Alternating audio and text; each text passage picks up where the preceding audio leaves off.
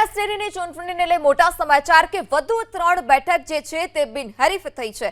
બનાસ ડેરીની ચૂંટણીનો જે જંગ જામ્યો છે, આરોપ પ્રત્યારોપ અને આ તમામ વચ્ચે હવે બનાસ ડેરીની ચૂંટણીમાં 3 બેઠક બિનહરીફ થઈ। વાવ બેઠક પર રાયમલ ચૌધરીએ ફોર્મ પરત ખેંચ્યું છે। આ સાથે જ વાવ બેઠક માનીબેન ચૌધરી બિનહરીફ, લાખણી બેઠક પર ધુડા પટેલે ફોર્મ પરત ખેંચ્યું।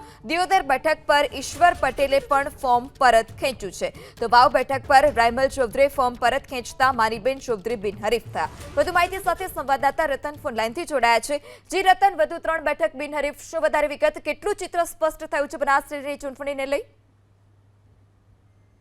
તો ગઈકાલે જે ફોર્મ ખેંચવાની પાછળ જે તમામ જે બેઠકોનું છે, અત્યારે તો 36 બેઠકોની હતી, તેની જગ્યાએ અંદર 16 ડિરેક્ટરની જે ચૂંટણી થવાની હતી તેને લઈને અત્યાર સુધીમાં તો આજે બનાસ ડેરીની ચૂંટણીમાં વધુ 3 બેઠકો જે બિનહરીફ છે તેને લઈને અત્યારે તો જે 16 બેઠકમાંથી ટોટલ 9 બેઠક જેટલી બિનહરીફ થઈ છે।